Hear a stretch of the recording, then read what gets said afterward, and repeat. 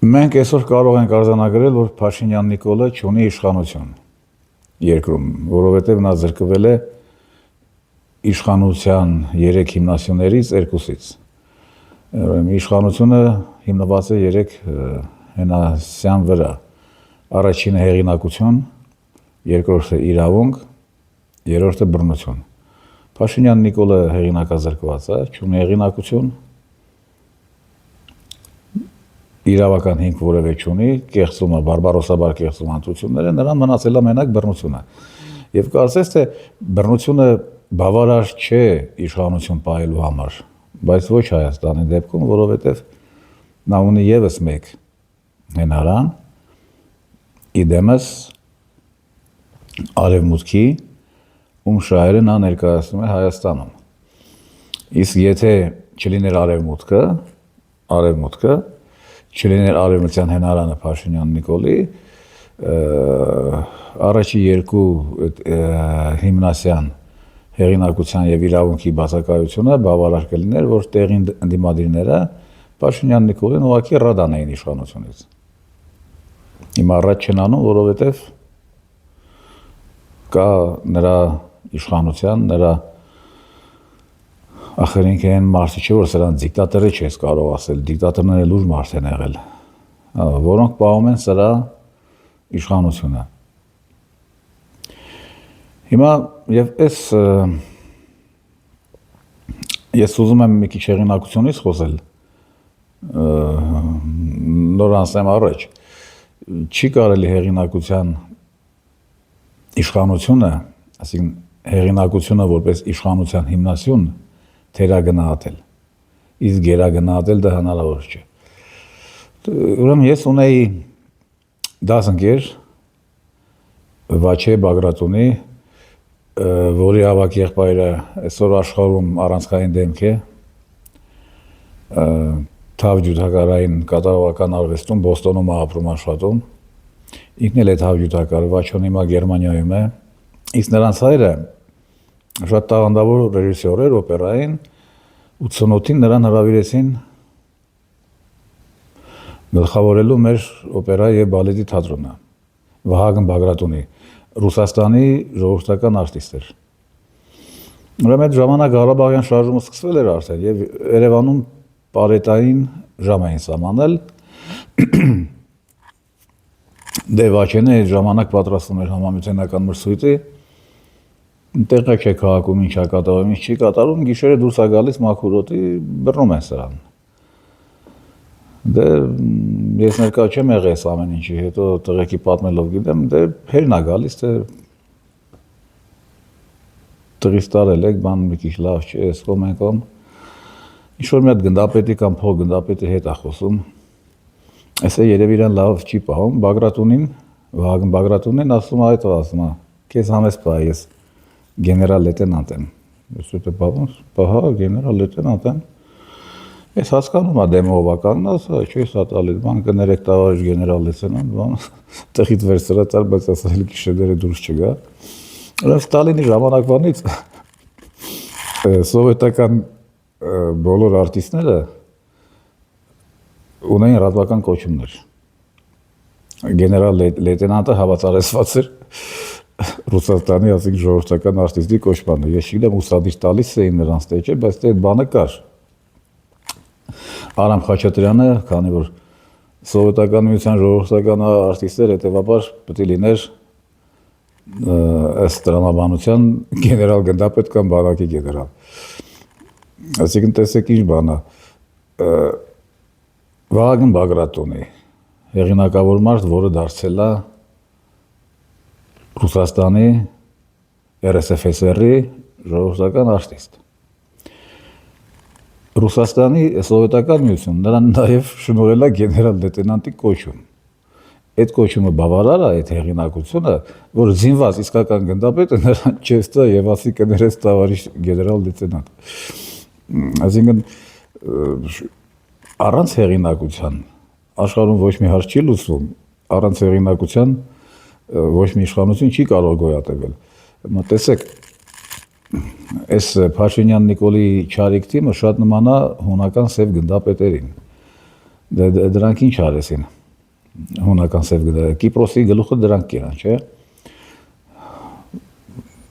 Նախապատմությունը մի շատ հակիչ ներկայացնեմ, ուրեմն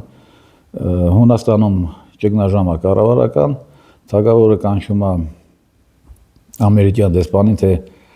պարոն դեսպան, ձեր ղեկավարությանն ասա, որ իմ գեներալներին ես հանձնարարել եմ հեղաշրջում անեն։ Ռազմական կառավարություն ստեղծենք, ռազմական ռեժիմ լինի, մինչև նայենք այս ժողովուրդը մեզնից ինչ է ուզում, այս ճգնաժամը հաղթահարենք։ Դե դեսպանն է ասում, թե պարոն թագավոր, ասում է, զգուշ արա, բայց ինչ որ նես չլներ, էլի ձողեր բաման չէ, ասում է, լոխ լավ է։ Հետո նայես աստացում, ստեղ արդեն անգլիացիք են խառնվում, որ այդ գեներալներին ֆուկ են անում գնդապետերը, իրանք են իշխանությունը վերցնում։ Սա չտեսնված բան է աշխարհում, բայց եթե միտեղ անգլիացում մատը խառնե, կարող է սերժանտներ գեներալին ֆուկ անի։ Ինչև է, գալիս են այս գնդապետերը։ Այս ուռոդները ինչ են անում, գնում են Կիպրոս, թե եկեք միանանք մեզ։ Կիպրոսում է միացեք Հունաստանին։ Կիպրոսի հիմա ասում են, թե ախպեր ջան, մենք 1000 տարի նույն պետության մեջ իրար չենք ապրել, մենք էլի հույն ենք, բայց ախպեր դու գնա Հունաստան մնա, մենք եկե մնանք Կիպրոս, եղբայրական պետություններ չենք միանում ձեզ։ Սրանք թավշյա ոչ բռնի հեղաշրջում են կազմակերպում։ Կիպրոսում իշխանության բերում են իրենցպես լաքուդներին։ Կիպրոսի պարլամենտը որոշում ընդունում, որ միանում է Հունաստանին, վերանում է Կիպրոսը, հաջորդ օրը Թուրքիայի վարչապետը Բուլետ Էջևիտը, որին 2002-ին հաղթեց Էրդողանի կուսակցությունը, զորք է մտցնում, ջարդում է հույներին եւ Կիպրոսի հյուսիսային մասը վերցնում է, բացարձակ միջազգային նորմերին համապատասխան։ Այսինքն թուրքերը ասած ինչ էր, ախպեր ջան, ես Կիպրոսն եմ, դու ուզում ես Հունաստան դառնալ, գնա, ես չեմ գա, ես իմ տարածքը կիսում եմ, դու գնա Հունաստան դառնի։ Այսինքն եթե թուրքերը երբևէ ճիշտ են պահել իրենց միջազգային ասպարեզում, այդ ճիշտ պահվածներից մեկը էր, որ նրանք Կիպրոսի կեսը բռնազավթեցին, որտեղ ճիշտ արեցին, հույներին հասնում էր։ Ինչ եղավ դրանից հետո հավաքվեցին Հունաստանի հեղինակավոր մարդիկ եւ այս ծեր գնդապետերին ասեցին, որ ախպեր ջան, դուք ձեր բոլոր պարել եք, դուք պետք է հեռանաք իշխանությունից։ Ճիշտ է, դա այդքան է հեշտ չեղավ, բայց կային հեղինակություններ, որոնք պարտադրեցին, սրանք ռադերը քաշվեցին, գնացին։ Գնալուց է գնացին բան, ցմա բոլորը դատապարտվեցին գնդակահարության, որը փոխարինվեց ցմա ազատազրկումով եւ ի պատիվ հույների պետք է ասել, որ հույներն ապրեն։ Դրանցից այդ սև գնդապետերից որևէ մեկը կենթանի դուրս չեկավ, բանտից բոլորը սատկեցին կալանավայրում, կարծեմ մի հոգի ընդհանրապես մնացել, էլի նստածը, էլի կսատկի կալանավայրում, դե գիտեք, դրանից մեծ պատիժ, դրանից հայրենիքի կեսը վարի տվեցին են մարդիկ։ Կիպրոսի կեսը ուղղակի իրենց ավանցյուրիզմի, իրենց ստորության, իրենց եսիմ լկտիության պատճառով, դեգեներացիան պատճառով Կիպրոսը վարի տվեցին։ Հայաստանում մենք չունեցանք այդ հեղինակությունները, չունեցանք, որոնք հավաքվեին միտեղ, սրանք կանչեին, կասեին, պարոն ժողովարդչապետ, հերիկա դու աշխատել ես, դու պետք է հեռանաս։ Մենք այդ հեղինակությունները չունեցանք, Փաշինյան Նիկոլը իր ազգակործան գործը շարունակեց, նոյեմբերի 9-ով 20 թվականին չբավարարվեց, գործը հասցրեց ամերիկյան հրահանգով Պրագայի, հոկտեմբերի 6-ի 22 թվականի,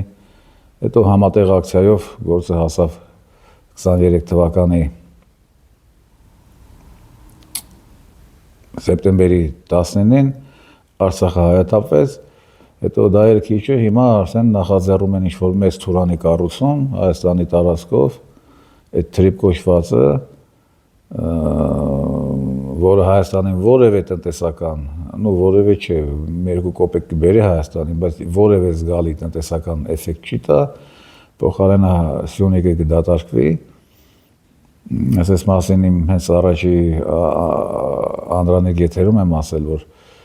եթե ամերիկյան զինուժ գա Հայաստան լինի դա մասնավոր թե պետական, դա կնշանակի Հայաստանը կդառնա, այսինքն գոնե Սյունիքը կդառնա Օկինավա կղզի, կհայաթափվի, որովհետև ամերիկյան զինուժի ներկայությամբ ոչ մի խաղաղ բնակչության, քաղաքացիական բնակչություն չի կարող ապրել։ Հիշեցնեմ, որ Ամերիկայում Օկինավա կղզում Ճապոնիայի, որտեղ ամերիկյան ամենամեծ բազան է, ամերիկյան խիզախ զինվորները գետ մեկ կույս աղջիկ չեն թողել։ Հազարավոր բռնության, սպանության դեպքեր եւ քաղաքացիական բնակչությունը քոչեց։ Օկինավայից մի ճապոնացիք ստիպված դարձրեցին տուրիստական կենտրոն, քաղաքացիական բնակչությունը ավորա պակաս է։ Դե հնարավոր չի ամերիկյան զորքերի հետ ապրել։ Որովհետև շաբաթ կիրակի պիտի հարբեն ընկնեն նայն թե ում հարսին, ում քրոջը, ում աղջկան բռնաբարեն, թալանեն, սպանեն եւ այլն եւ այլն։ Նույնը Հայաստանին է սպառնում։ Հա, եւ Օկինավան տուրիստական խոշոր կենտրոն է, կլաստեր են դարձել, բայց դա է Օկինավա կղզին չի փրկի, որովհետև տուրիստների մեջ է կա կույս աղջիկներ բռնաբարության ենթակա ամերիկյան զորքերի կողմից, այնպես որ Օկինավան կործանված է, որովհետև ամերիկյան ռազմական ներկայություն կա։ Հիմա չունենք այն հեղինակությունները, որոնք սրան իրենց հեղինակության իշխանությամբ ռադանեն իշխանությունից, չունենք այն եւ այդ հեղինակությունը չունենք, նաեւ չունենք ինչ-որ պարտադրական մեխանիզմ, չէ, որովհետեւ ոչ ոք կամավոր իշխանությունը չի տա։ Սև գնդապետերին, որ ասին թողեք ռադ եղեք, որ նրանք իրենց խելոք չգնասին, եթե ռադ չունեին, ուրեմն ուրիշ բան կանեին, չէ, այդ հեղինակությունները։ Այսինքն մենք դա էլ չունենք, հիմա մենք մնացել ենք Կարապետյանի, Քոչարյանի ու Ծառուկյանին, որը արդեն չկա, հույսին, այն մարդիկ մնացել էին ընտրությունների հույսին, ընտրությունները պարտվեցին, նույնիսկ կեղծվեցին ի վնաս իրենց, հիմա էլ ասում են, թե մասնավորապես Կարապետյանն ասում է, թե կսպասենք թրիգերի, հանրությունը կհամախմբենք, լավ թրիգեր կլինի, այսինքն ֆիտիլ, մենք մի օրում սրա հարցը կլուծենք, այդ թավշյա ովի բռնի ժողովրդական հեղափոխությամբ։ Հիմա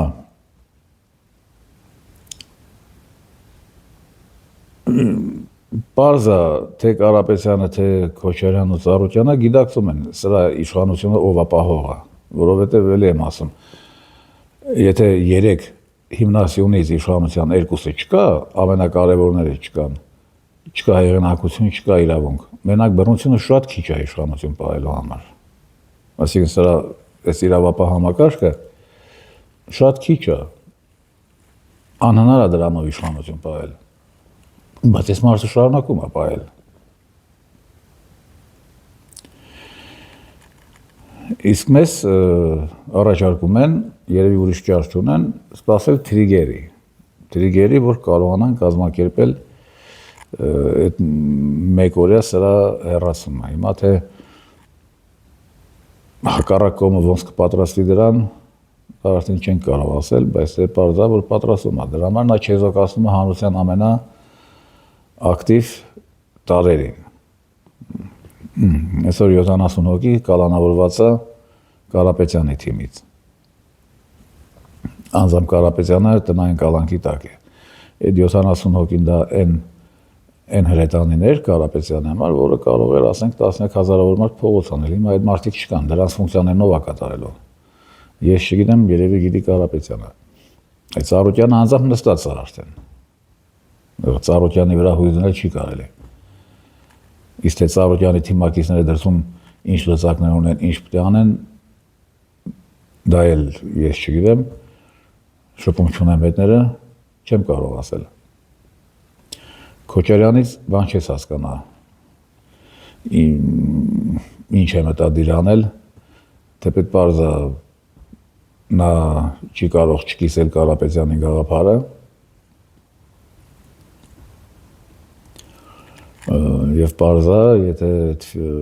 ֆիտիլը թրիգերն եղավ, Քոչարյանը իր ողջ ռեսուրսներով, որոնց չափը ես չեմ պատկերացնում, չափն ու ազդեցությունը, պարզա կմասնակցի։ Լավ, բա ինչ անենք մինչև այդ թրիգերի այդ գալը կամ ինչ կհամարեն նրանք թրիգեր։ Լավ, բա որ այդ թրիգերն է չօգնեց։ Ինչ որ դրեցին ու մի Վանոն ասում էր, չէ, պետք է մի 700-ի գնդակարենք, կպայենք մեկը։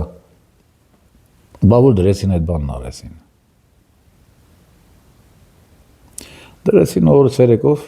հանուն դեմոկրատիայի վերացրին 700 ցուցարար ինչ որ ակտիվ մասնակից։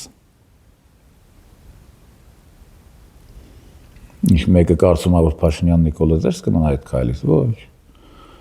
Փաշինյան Նիկոլը երկու շատ կարևոր խնդիր է լուծում։ Առաջինը իր անձնական անվտանգությունն է, որովհետև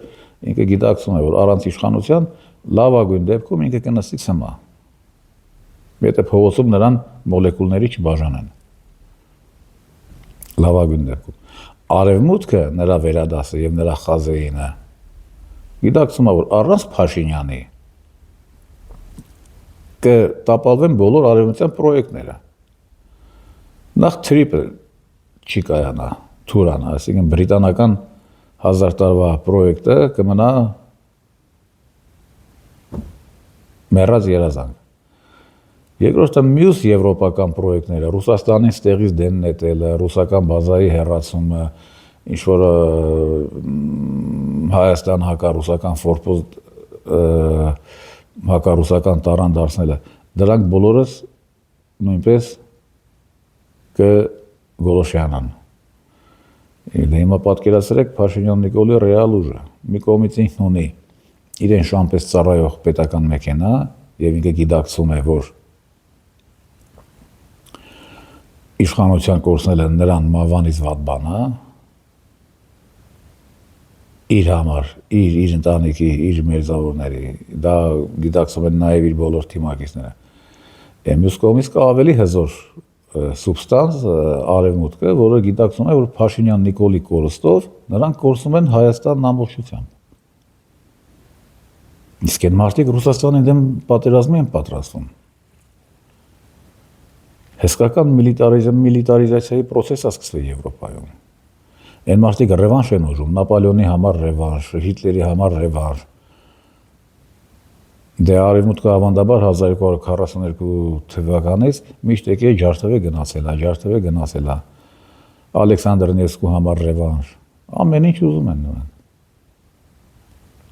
Նրանք ոնց կթողնեն Փաշինյան Նիկոլի խաթրին ինչ որ մի թրիգերով, լինի դա վեհափառի կալանքը կամ Մայրատորի գրավումը, Սամվել Կարապետյանը սեղ հեղափոխություն իրականացնի։ Այն է թավշա ոչ բռնի։ Սա այն հարցն է, որի շուրջ պետք է լուր մտածել, պետք է հեղինակություններ ներգրավել, Վահագն Բագրատունիի կարգի հեղինակություններ, որոնք դեռ կան, եթե ոչ Հայաստանում, Սփյուռքում, որը անզեն ժողովրդական արտից, բայց գեներալի կոչումով, որին չես է տալիս զինված իսկական գնդապետ է սովետական բանակի։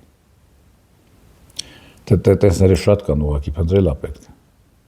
Թե Ամերիկայում, թե Ռուսաստանում, թե հենց Հայաստանում։ Եվ պետք է փորձել այս հարցը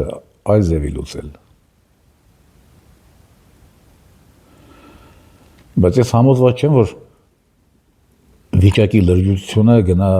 ճիշտ գնահատվում եւ գիտակցվում է թե Կարապետյանի, թե Քոչարյանի, թե Լուրմնաց Ծառուկյանի կողմից։ Տեսեք ինչ են ասում, օրինակ Ծառուկյանն ասում է ամեն ինչ լավ է լինելու, իբր ես արդար։ Հա գիտենք, որ դու արդարես քո հանդեպ խոլիգանություն են անում։ Գուցեև դու ինչ որ ունես հարկային խախտում, ախպեր թող բռնեն ու գանեն բաց թողնեն քեզ։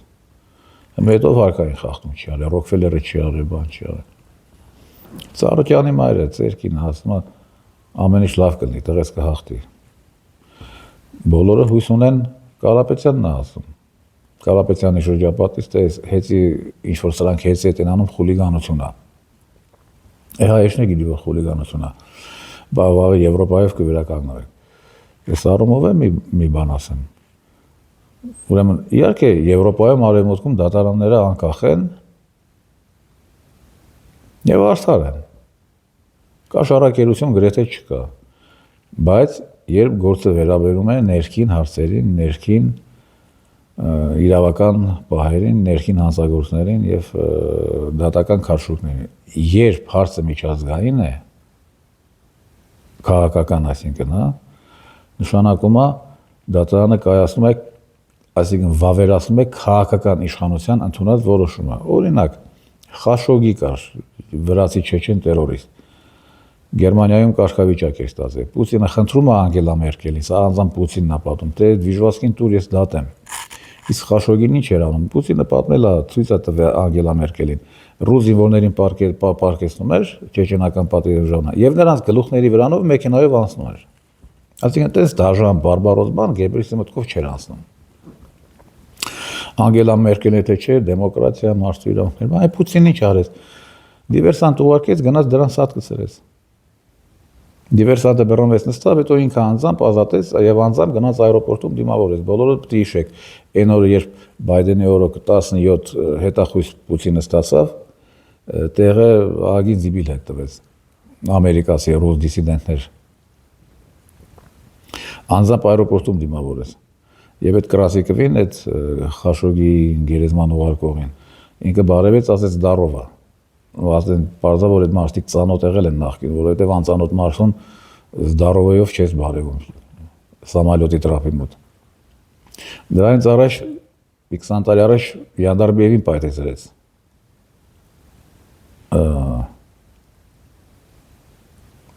Կատարում։ Պայթեցնողները էլի հետ եկան։ Ինչևէ, այսինքն Բերեզովսկու համար, բարի Բերեզովսկու գործով Ռուսաստանի գլխավոր դատախազությունը 7-8 անգամ դիմեց բրիտանական դատարաններին, 7-8 անգամն է մեժվավ։ Մարդիկ տարածիկ դրա հանցանքներն էին թվում, դրա թալանացը, միլիարդները, այլ սպանության դեպքեր։ Չէ, բրիտանական դատարանը հետ չի տալիս եւ վերջին, որովհետեւ բրիտանական դատարանը վավերացնում է քաղաքական իշխանության որոշումը։ Հիմա նույնը Կարապետյանի Ծառուկյանի հարցում, որ հույս են դրել եվրոպական դատարանների վրա կամ արբիտրաժների վրա, Փաշինյան Նիկոլը մի տող կգրի, կասի ախպեր ջան, սա իմ, այսինքն ձեր արևմտյան իշխանության անվտանգության հարցն է։ Ձեր իշխանության, որը ինձ եք նշանակել գլխավորելու, անվտանգության հարցն է։ Դե մի որոշում ընդունեք, այնտեղ է պարզակացնեմ, որ Փաշինյան Նիկոլը Ծառուկյանի առաջինից վերջի կոպեկը ճիշտ է տարել։ Հեսը Հայաստանի էլեկտրական ցանցերը շատ ճիշտ է տարել։ Ավելին, Ռոբերտ Քոչարյանը երբեք արևմտյան գործակալ չի եղել, բայց ինքն էլ է նման մի բան արել։ Երբ հոկտեմբերի 27-ից հետո նա գնաց Եվրոպա եւ ասեց, որ ախպեր ջան, եթե սրանց գործեր ընդունել եք վարույր եվրոպական դատարանում, այդ մարդը, ես լուրջ խնդրեմ կունենամ իմ երկրի ներսում։ Նրանք էլ ասեցին, ասեն, հա, մեզ հեշտ պետք չի Հայաստանի նախագահը այս տերորիստների համար, այս հոկտեմբերի 27-ի, այլ շո խնդրեմ ունենա։ Իսկ այդ գործը Ջագիրյան Գագոյի վարած ծերից էլ ապօրինի գործ էր։ Օրինակ մենակ այն փաստը, որ մարդկանց դատապարտում են 2003 թվականի օրենսգրքով 99 թվականին կատարած հանցանքի համար, սա արդեն հերիք է, որ սա արդեն բավարար է, որ այդ գործը փելուզվեր։ Այսինքն իմ հորդորը, իմ խորհուրդը որն է, ընդհանրապես պետք չի հույս դնել եվրոպական դատարանների վրա, որովհետև նրանք կկայացնեն քաղաքական որոշումներ։ Պարզա հօգուտ Փաշինյան Նիկոլի։ Այսինքն Հայաստանի դատարանի որոշումը վերջնականը կլինի։ Էլ Եվրոպայի վրա ժամանակ մի ծախսեք։ Ու փող։ Այդ շվեդական արբիտրաժ, որ հօգուտ Կարապետյանի որոշումներ ընդունել, դա արվոճիչ մի բան է։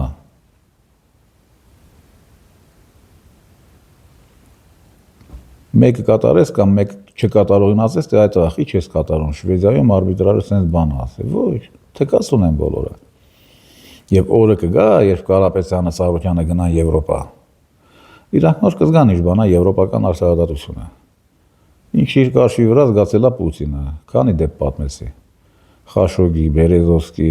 Յանդարբիև, դու տասնյակ դեպքեր տենց։ Անեսօր քանի հոգի են փախած Պուտինին հետ չեն տալիս, Կասպարով,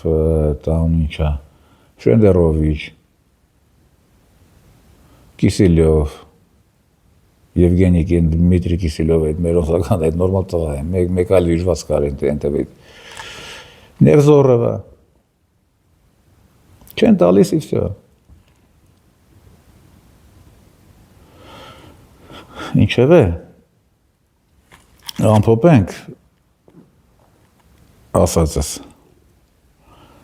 լուրջ հանրային հեղինակություն չունենալու պատճառով մենք հասանք այսօրվան։ Փաշինյան դա առաջինը, երկրորդը Փաշինյան Նիկոլը գրեթե իշխանություն չունի Հայաստանում, նրան մնացել է երրորդ հիմնասյունը, որը շատ հեշտ բավարար չէ իշխանություն պայլոման, այսինքն բռնության գործիքակազմը, իր իրավապահ մարմինները։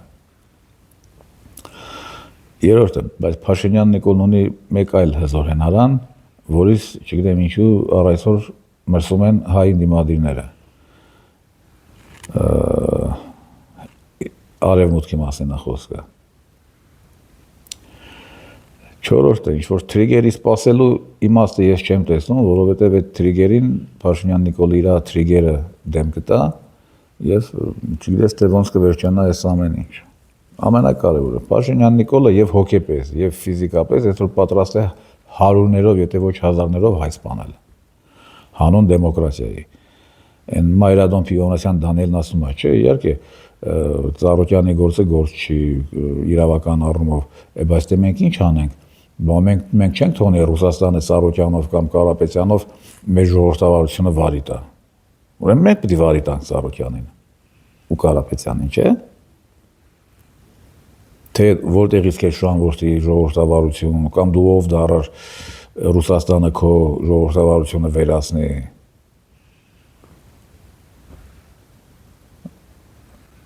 Անհայտ անպատասխան հարցեր են։ Ինչևէ, ես պետք է համախմբվել, պետք է գետնից հեղինակություններ ճարել բերել, այսօր մարդիկ կան, որոնց տեղն է մարդ չգիտի։ Բայց դրանք Իրանից լուրջ միավոր է ներկայացնում, այդ մարդկանց պետք է ներգրավել։ Արևմուտքին հետ համոզելով, խոսելով գործը առաջ չի գնա, այն սրբազան պայքարի ժամանակ,